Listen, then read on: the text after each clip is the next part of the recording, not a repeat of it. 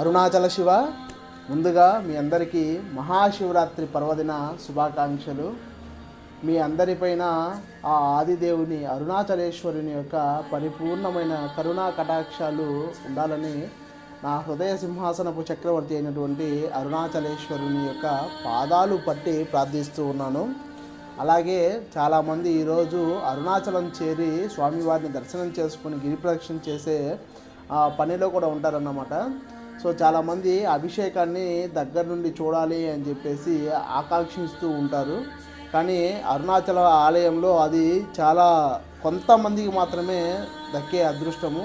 దానికి స్వామివారి యొక్క పరిపూర్ణమైనటువంటి కరుణ ఉండాలి.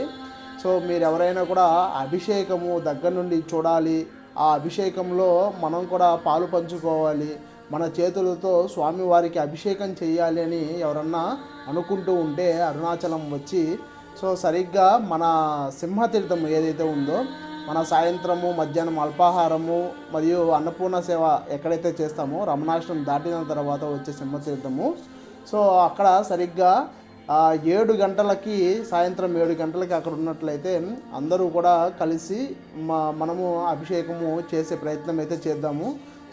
మీరు దానికి కావలసినటువంటి పూజా సామాగ్రిలు కానీ అభిషేక సామాగ్రిలు కానీ మీ స్వహస్తాలతో మీరే కొనుక్కొని తీసుకురావాల్సి ఉంటుంది.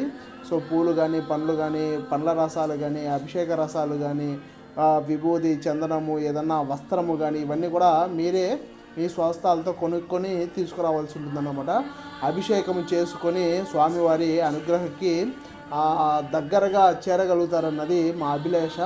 అరుణాచలంలోకి వచ్చినటువంటి భక్తులు ఈ యొక్క అవకాశాన్ని సద్వినియోగపరచుకోగలుగుతారు అని నా మనవి. అలాగే దీనికోసం ఇంకా ఫోన్స్ స్టార్ట్ చేస్తారన్నమాట. నేను ఈరోజు ఏ ఫోను కూడా తీయను, అలాగే ఏ వాట్సాప్ మెసేజ్ కూడా చూడనన్నమాట. మీకు ఎవరైనా కూడా అభిషేకం చేసుకోవాలని ఇంట్రెస్ట్ ఉంటే మాత్రం సరిగ్గా సాయంత్రం 7 గంటలకి సింహతీర్థానికి వస్తే అభిషేక సామాగ్రితో సరిపోతుంది. అరుణాచల శివ.